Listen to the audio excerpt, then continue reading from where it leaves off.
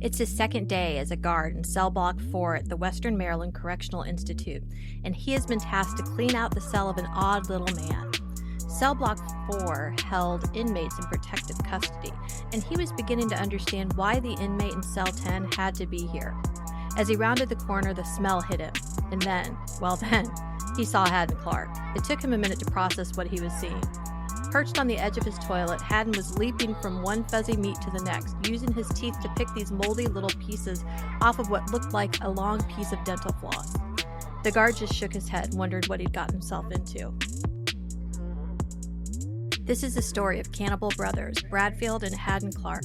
I'm your host, Caroline, a university biology professor and true crime junkie. Thanks for joining me on my quest to understand evil. Last time we left Hadden in 1995 after his mother Flavia had died of breast cancer. So let's catch up with Hadden. On September 26, 1999, 250 prospective jurors assembled, ending up with a jury of 7 women and 5 men to try Hadden for the murder of Michelle Dorr, even though they didn't have a body. Hadden had been telling anybody that would listen, or even people who didn't want to listen in jail, about how he killed Michelle Dorr. So there were a plethora of jailhouse snitches that came forward and testified against Hadden. The prosecution actually defended the use of jailhouse snitches because of this no hurting children code of the bad guys, right? So who are in prison, who are the ones that get hurt very quickly? Well, it's police and child molesters. During the trial, Hadden's lawyer tried to shift the blame to Carl Dorr, but we know that Carl is not the one that killed his daughter, that he just underwent his own psychotic breakdowns after his daughter disappeared. As the prosecution brought up the convicts, one of them described Michelle's murder in so much detail that Hadden buckle yourself up for this one, became so excited that when he went to go to the bathroom, he began to masturbate in the bathroom. But the bailiff or the sheriff that was tending to him stopped him before he could take that to completion. So the jury convicted Hadden of second-degree murder. On October 20th, 1999, Hadden's attorney went through Hadden's childhood and his various impairments, such as physical injury to the brain, abuse from the father, and we'll talk about this at the end of the episode here. But Hadden was sentenced to 30 years, added to his 40-year sentence for the murder of Laura Hoadling. In November of 1999, Hadden was sent to the Western Correctional Institute. So was a man named John Patrick Truitt. On the bus on the way to this new prison, John Patrick Truitt was minding his own business when a strange man who had a terrible odor said to him, "I know who you are. You're Jesus. Please swear on the Bible that you're him." Once they got to WCI, the Western Correctional Institute, Hadden and John Patrick Truitt were put in the same cell. Hadden was eagerly waiting for him when he came in, and he told John Patrick Truitt that God had visited him and told him that he would be sending his only son to come live with Hadden. So Hadden thought John Patrick Truitt was actually Jesus. Truitt just basically ignored Hadden until Hadden started talking about how he had slit Michelle Dorr's throat, and he described where he had buried her. Well, Truitt called his wife, who then called the police. Called his wife and told her what Hadden had told him. His wife called the police, who then called the FBI, and then it was not long before they were trying to dig up Michelle's tiny skeleton, but the police couldn't find where she was. When Truitt told Hadden that he might have to testify against him someday, Hadden said that it would be God's will. So who is John Patrick Truitt? John Patrick Truitt, who I will refer to from now on for the rest of this episode as Jesus. He was born in 1952, and he's been in prison for most of his adult life. He'd grown up in South New Jersey in an area called Delmarva. And Delmarva is right where Delaware, Maryland, and Virginia all meet. And he grew up near the Purdue chicken farms in the 1960s. When he was just 8 years old, he was hit in the head by an adult with a baseball bat. He had to have 200 stitches, and this resulted in seizures and severe headaches for the rest of at least his childhood and on into his adult years as well.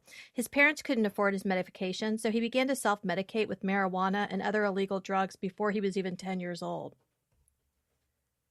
Jesus' parents were poor, and his father was a severe alcoholic.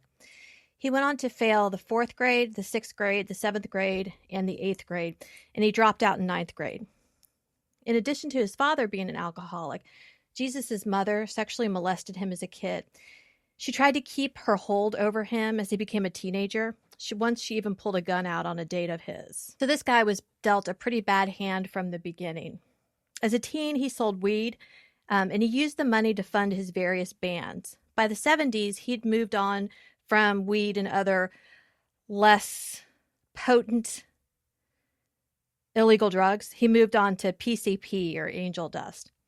On June 28th, 1974, he'd been on PCP for 3 weeks straight. PCP is made from parsley and horse tranquilizer. Used over an extended period of time, it can lead to persistent speech problems, depression, anxiety, and memory loss. Some users might even experience flashbacks in which a sensation or hallucination may recur days, weeks, or even months after the drug has been taken. Along with this, users also will often suffer from anxiety, and they'll withdraw from social situations because of this anxiety and severe paranoia. Users will often suffer from chronic and severe anxiety and depression, possibly leading to attempts of suicide. Sometimes toxic psychosis will appear, and it can appear in chronic users who do not have a prior history of any psychiatric disturbances. The symptoms of toxic psychosis are aggression or hostile behavior, paranoia, delusional thinking, and auditory hallucinations. So Jesus had been on PCP for 3 weeks. So just imagine his state of mind. On June 28th, 1974, he went into a saddle shop where the owner owed him a lot of money after buying drugs on credit. Jesus shot the owner, a man named Edwin Franklin Rice, in the chest twice and then in the back. Finally, he fired one final shot into Rice's head. Jesus noticed that there was a witness, so instead of killing the man, he abducted him. This man's name was Trivets, and he made the man drive him towards Ocean City. But Jesus got out of the car. Trivets was able to ID Jesus, and the police arrested him at his apartment in Ocean City, charging him with murder and kidnapping, and he was given life in prison. Jesus was young when he was first put into prison. He was just 24 years old. He was sexually assaulted his first day in general population, and he requested that they put him in solitary confinement. By 1989, he had been in prison for 15 years. He was about 37 and had a record of good conduct, charitable work, and education. But his parole was denied, and it continued to be denied for years and years. This is a good place to stop to hear a word from our sponsors.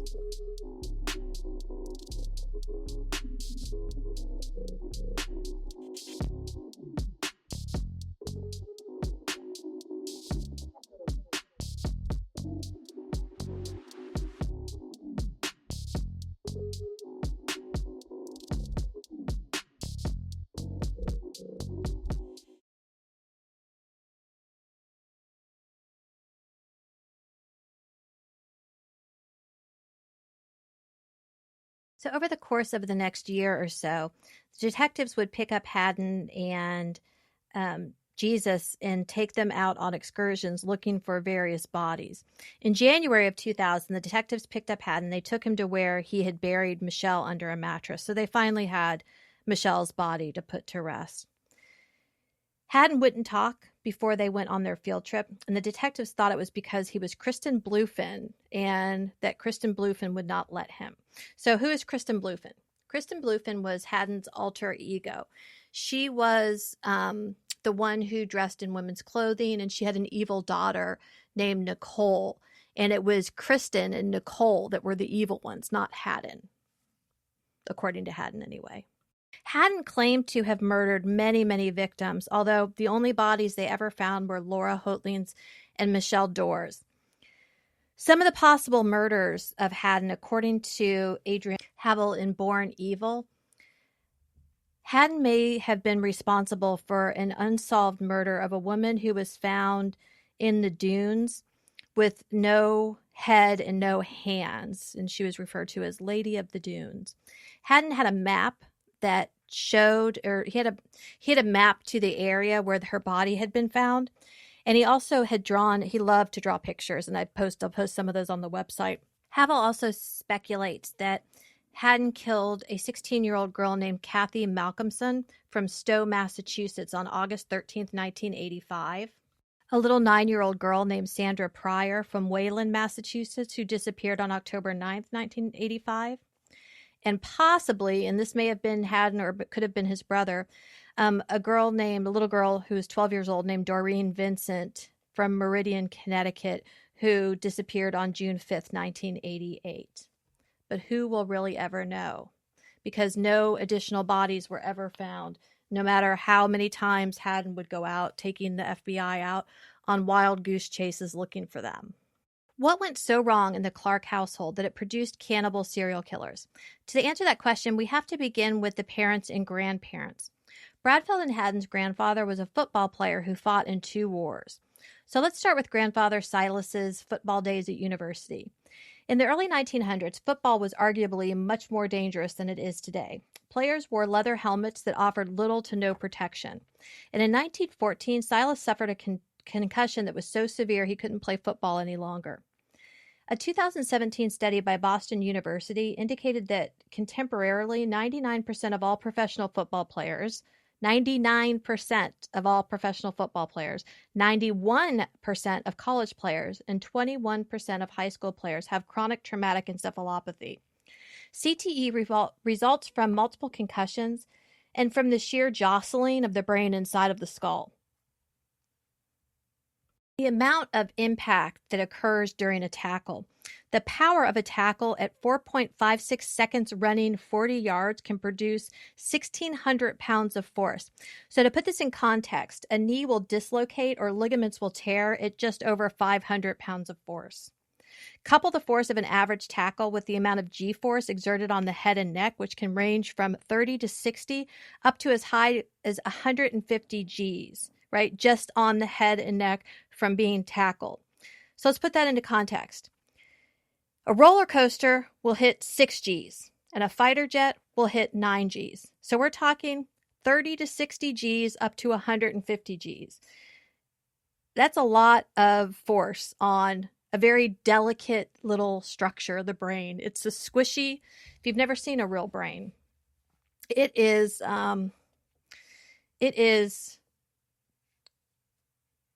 some firmness to it, but it is fairly squishy, and it can be damaged really easily. If you grab it too hard, you can tear pieces of it. Not that that sounds terrible that I've grabbed brains.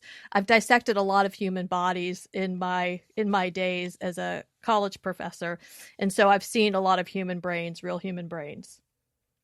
Okay, so what is CTE exactly? Well, your brain and your nervous system is made up of neurons. Right? Neurons conduct the electrical signals that are required to elicit an action potential, so to cause a change in a target membrane.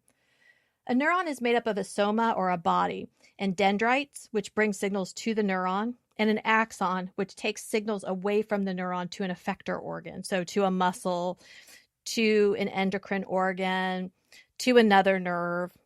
The axon is made up of structural proteins called microtubules, and the microtubules are stabilized with proteins called tau proteins. The jostling of the brain causes the microtubules of the axon to break, which releases the stabilizing tau proteins, allowing them to find each other and form clumps throughout the brain. Now, your brain's not fully developed until you're at least 25 years old. So this brain jostling during high school and college football is happening to a frontal lobe that's not done maturing. For some perspective on this, Aaron Hernandez, who committed suicide at age 27, he murdered his first victims at age 23. He had the most severe case of CTE they had ever seen. It's clear that he had poor impulse control and critical thinking abilities, likely due in part to his age and in great part to his CTE. Now, I have no idea if Silas Clark had CTE, but if I had to wager a guess, I would say that it's highly likely that he did. Silas also fought in 2 wars, the Mexican Border War and World War I. It has been estimated that 60% of World War I vets suffered from shell shock, which is kind of the old term for PTSD. Again, I have no idea if Silas Clark suffered from PTSD, but based on these numbers and the fact that Silas engaged in hand-to-hand combat, it's not hard to make that leap. Now, PTSD is a normal reaction to an abnormal situation. But what happens to the brain of someone with PTSD? First, the amygdala, which is responsible for our fear response, our fight or flight response, increases in volume. What that does is it puts the brain in a state of hyperarousal. The reason why often people with PTSD have an abnormally sensitive startle reflex. The amygdala also plays a role in cataloging and storing away memories. Where the memory is stored is dependent upon the emotional response that accompanied the event. The amygdala is influenced by testosterone and is generally larger in males, which explains why men tend to be more aggressive. Next is the hippocampus, a structure involved in the formation of new memories. Think of Dory from Finding Nemo. She had no short-term memory, and that's likely a result of damage to the hippocampus. So as the hippocampus decreases in size, then there's difficulty in forming new, more positive memories. In a PTSD brain, the hippocampus decreases in volume, which impacts the ability to replace the negative memory associated with the trauma with new positive memories. You also see a smaller hippocampus in people with severe depression and schizophrenia. Finally, the prefrontal cortex decreases in volume in those with PTSD, and it's the prefrontal cortex that is in charge of fear extinction and where impulse control lies. Based on studies of Korean War and Iraqi War vets, anywhere from 30 to 80% of vets will present with PTSD, some level of PTSD. So what impact does PTSD have on the family? Well, according to a 1986 article by Rosenheck, 4 out of 5 children of war vets indicated that their daily lives were negatively impacted due to their parents' PTSD. A 1993 article by Harkness posited that a vet's parenting style can be controlling, overprotecting, and demanding as a result. Further, a 2001 study by Davidson and Meller revealed that adult children of Vietnam vets indicated much higher levels of dysfunction in their adult lives. In a 2018 article titled Psychometric Properties of the Mississippi Scale for Combat-Related PTSD Based on Veterans' Period of Service, of the 202 Korean War vets who were assessed, 74% presented with PTSD. In a 2014 study titled High Risk of Military Domestic Violence on the Home Front, 80% of vets with PTSD reportedly engaged in at least one act of violence in the year prior to the assessment. Well, why am I telling you all of this? Well, it's likely that Silas suffered from PTSD, and those combat vets with PTSD are much more likely to engage in domestic violence. So before I continue on and get into all of the reasons that the Clark brothers were so evil, I want to be clear that in no way am I trying to make excuses for or attempting to gain sympathy for these monsters. Instead, I'm simply trying to understand why and how the evil came to be. Bradfield and Hadden's father, Hadden Clark Sr., joined the military at age 16 to fight in World War II. He went to Shanghai, China, and he even stayed in Asia after the war ended. Hadden got married and started a family, but decided to go to Korea to fight, leaving behind his wife and young son, Bradfield. Hadden Sr. fought in 2 wars, and it's likely that he also suffered from PTSD. Now, that does not mean that he was necessarily violent with his children, but he and Flavia would get into physical altercations in front of the children, and Hadden would later report that he was physically abused by the Hadden Sr. So both Hadden and his wife Flavia were severe alcoholics. Having an alcoholic mother is particularly detrimental, as mother, especially in those days, is often the primary caregiver. This puts the child in a constant state of stress as they learn to cope. In a 2007 study in the Indian Journal of Psychiatry, the authors reported that children of alcoholics were not only at higher risk of developing alcoholism themselves, but they were at higher risk of impulsivity, hyperactivity, and ADHD. Another 2007 study in biological psychiatry indicated that children of alcoholics have decreased brain volume by about 4% due to environmental factors, exposure to alcohol in utero, poor diet, and unstable parental relationships. So was there generational violence happening in the Clark family? It seems likely. When children are harshly disciplined, spanking, threatening, yelling, screaming, etc., in response to misbehavior, this is correlated to higher levels of child externalizing behavior, which is characterized by poor impulse control and oppositional, aggressive, or delinquent behavior. Children of alcoholics or of parents with other mental disorders are at much higher risk of developing reactive attachment disorder. According to a 2019 article published by the University of Turku, 20% of children with RAD, reactive attachment disorder, have parents with a psychiatric diagnosis of alcoholism or drug addiction. Another 17% of RAD children have a mother with depression and a father with alcohol or drug abuse. So what is RAD? In adults, RAD manifests as detachment, withdrawal from connections, an inability to develop and maintain significant relationships, an inability to show affection, control issues, anger problems, impulsivity, inability to fully grasp emotions, and feelings of loneliness and emptiness. RAD in adults is often comorbid with anxiety and depressive disorders, dissociative disorders, and personality disorders. So how does RAD develop? I believe it occurs because of a lack of bonding with the primary caregiver during the critical first months of a child's life. There's a hormone called oxytocin. You probably recognize this hormone as the one that stimulates uterine contractions in childbirth. Oxytocin is integral in establishing a connection between the primary caregiver, usually the mother in this case, and baby. Oxytocin assists with the milk letdown reflex, but it's also responsible for bonding. The eye contact and skin-to-skin contact made during nursing stimulates the release of oxytocin by mother and by baby, and this further solidifies the bonding between the primary caregiver and baby. So Hadden Sr. and Flavia were both alcoholics who were violent with one another and likely violent with the children. When children are exposed to domestic violence or are the victims of verbal, physical, or sexual abuse, the structure of the brain changes. Hadden's father verbally abused him, and verbal abuse is associated with increased volume of gray matter in the auditory cortex and diminished integrity of the arcuate fasciculus. So basically, because everybody knows where the arcuate fasciculus is, right? If you want to see where it is, you can go to my website, www.skb.com, and I have a brain blog that I outline all the parts of the brain, and I have them all identified on actual real brains. Basically, this means that there's an increase in the ability to process incoming auditory information, but a decrease in the ability to properly interpret that incoming information. The child's brain is vulnerable to maltreatment throughout childhood, but particular areas are more vulnerable at certain ages.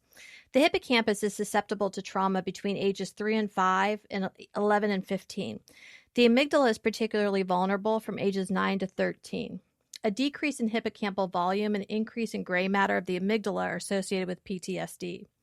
The inferior longitudinal fasciculus, and again, if you want to see where that is, just check out the pictures on my website.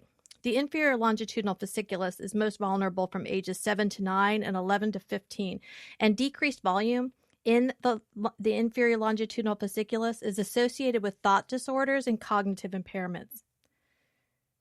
Damage to the inferior longitudinal fasciculus is further associated with secondary realization or alterations in perception, and it may constitute the pathophysiological basis for visual hallucinations and socio-emotional impairments in schizophrenia, as well as emotional difficulty seen in autism spectrum disorders.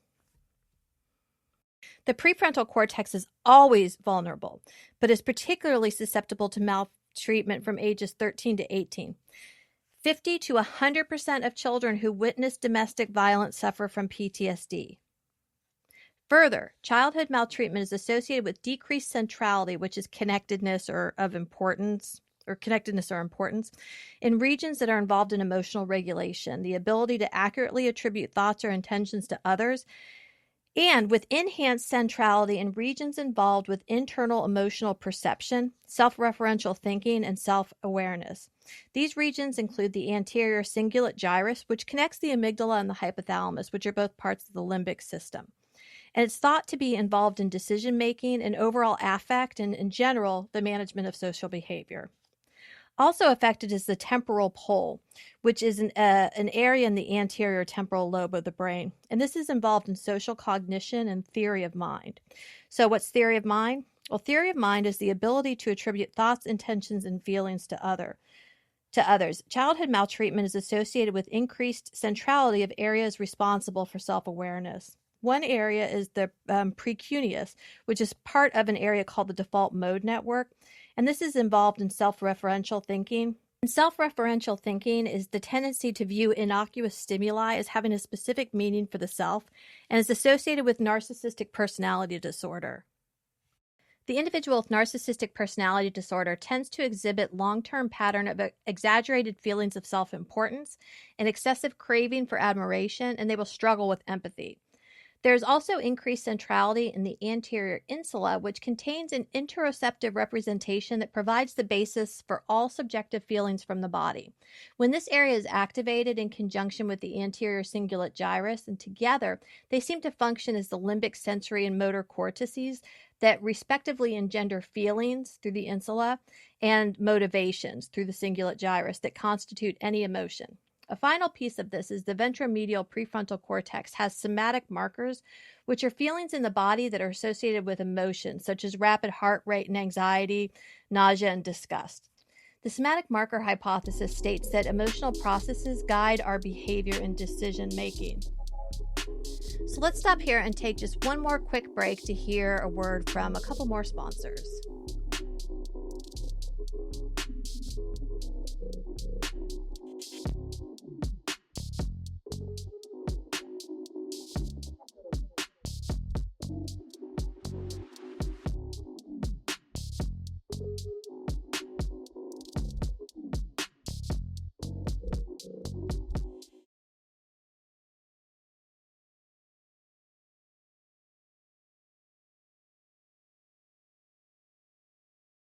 So we've got a lot of stuff going on so far. But in addition to all of this, the Clark family moved a couple times a year. This would undoubtedly have a negative impact on the burgeoning family. Moving that often can have deleterious effects on children and lead to poorer performance in school, behavioral issues, a lower sense of well-being in adulthood, and fewer quality relationships as adults. Hadden's birth required forceps, which resulted in dyspraxia and cerebral palsy and some minor brain damage. Dyspraxia is associated with language problems and often some degree of difficulty with thought and perception. It seems clear that Hadden displayed characteristics of both a conduct disorder and oppositional defiant disorder. Conduct disorder, according to the CDC, is characterized as being aggressive in a way that causes harm, such as bullying, fighting, or being cruel to animals. Oppositional defiant disorder is characterized by often being angry or losing one's temper, refusing to comply with rules, being resentful or spiteful, deliberately annoying others or becoming annoyed by others, and blaming others for one's own mistakes. According to the American Academy of Child and Adolescent Psychiatry, oppositional defiant disorder tends to occur in families where there's prevalent substance abuse or mood disorders. Further, children with oppositional defiant disorder have subtle differences in their prefrontal cortex. Both Bradfield and Hadden displayed signs of antisocial personalities as children. Flavia described Bradfield as mean as a rattlesnake and Hadden as being born evil. Hadden once told Flavia that Bradfield had sexually assaulted him, but Flavia didn't believe him. Children do not typically make things like this up without coaching. If you look at the number of false sexual assaults that are reported to the police, it's something like 2%. So you can imagine that with children, it's going to be very low like that. Hadden was a manipulative liar, but this seems like it might have been true. Sibling sexual abuse is one of the most common forms of familial sexual abuse, and it can cause more damage than sexual assault by a stranger. Children who abuse other children have likely been abused themselves or have been exposed to pornography or are the victims of neglect. I don't think it's a leap to assume that something nefarious was happening in the Clark household. Whether it was Hadden Sr. or Flavia who was doing the abusing is the question. If you remember the stories about Jeff's children, especially of his eldest son, John, it's clear that there was abuse happening in that household. But where did the abuse begin? Jeff's children were not allowed to see, speak to, be spoken to about their great-grandmother Edith. Was Edith, Silas's wife, abusive? Is that where the cycle of abuse began? Hadden's mother would dress Hadden in girls' clothing, and this is a predilection that would follow Hadden throughout his life. When Hadden was a teenager, he was caught peeping and was charged by the police. Voyeurism is a distortion of the courtship process, the part where you're searching for a partner. When Flavia consulted a therapist about Hadden's voyeurism, the therapist advised her not to challenge Hadden over it, that he would grow out of it. Today, we know that ignoring voyeurism is voyeurism is very serious, and that voyeurism is a very serious crime that can lead to more serious crimes if it's not treated. Most voyeurs report having a negative relationship with their fathers, and 36% of voyeurs and exhibitionists report having been physically abused. According to Laws and O'Donoghue in Sexual Deviance Theory and Treatment, there are 3 factors central to voyeurism. The first is hypercathexis, which is a preoccupation with visual function. The second is postnatal experience involving early visual exchanges with mother. 3 is early trauma during the first or second year of life that cripples the relationship between mother and child. Such trauma is thought to result in pregenital fixation, sexual identity problems, and impairment of the ego and superego. According to Freud, the id is the primitive part of the self that contains sexual and aggressive drives and hidden memories. The ego is the realistic part of the self that mediates the desires of the id and the superego, and the superego is the moral conscious.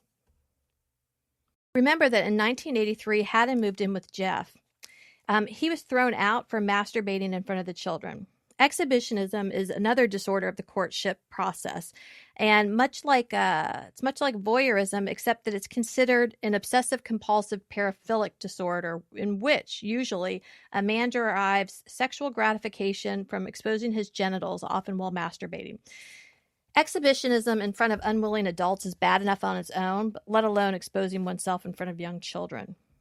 Hadden would later admit to Jesus that he performed necrophilia and cannibalism on some of his victims. And you might be asking, how does one look at a dead body and think, I gotta have me some of that? Well, often necrophilia arises out of faulty operant conditioning. Think of Pavlov's dogs. But in Hadden's case, I think Freud's interpretation of necrophilia is more appropriate. Quote, unconscious, suppressed hostility toward parental figures and sadistic impulses to explore the mother's body, end quote. Along with Hadden's, quote, helplessness and resistlessness, end quote. Further, some psychoanalysts theorize that necrophile's concept of sexuality is somewhat infantile.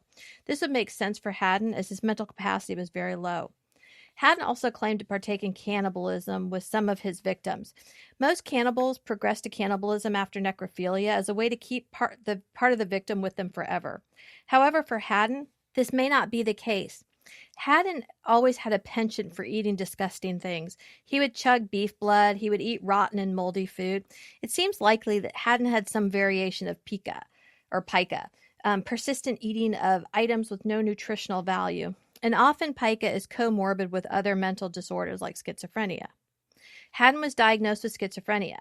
According to the National Institute of Mental Health, schizophrenia is a serious mental illness that affects how a person thinks, feels, and behaves. People with schizophrenia may seem like they have lost touch with reality, which causes significant distress for the individual, their family members, and friends. If left untreated, the symptoms of schizophrenia can be persistent and disabling. In addition to schizophrenia, Hadden had damage to the left temporal lobe of the brain. A reduction in volume is associated with individuals who are overly aggressive and in individuals who have disordered personalities. Where that damage came from, one can only guess. The damage may have occurred during his forceps birth, could be as a result of physical abuse from his father, or as a result of childhood maltreatment. Both Bradfield and Hadden Clark may have been born evil, but their abusive alcoholic parents and horrible upbringing certainly did not help matters. Both brothers exhibited some of the telltale traits of serial killers: childhood physical sexual abuse, isolation, neglect, genetic predisposition towards addiction, and then in Hadden's case, voyeurism, cruelty to animals, and a head injury. It may be impossible to predict who will become a serial killer, but in hindsight, it's clear that the Clark brothers were doomed from the start. This has been Cannibal Brothers, a production of SKB Studios and Serial Killer Brains podcast. If you enjoyed this series, please take a moment to subscribe, rate, review, and share with your friends and family. See my website at www.skbpod.com for references, music credits, and for my blog. Thanks for joining me on my quest to understand evil. Until next time.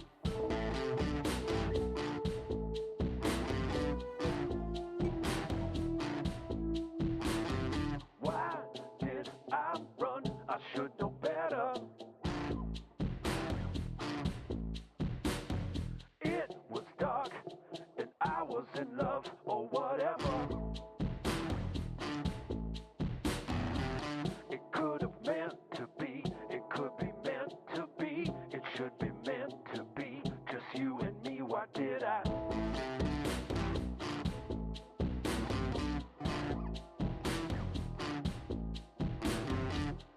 Why did I wait so long? Time has passed and gone. So much I'd say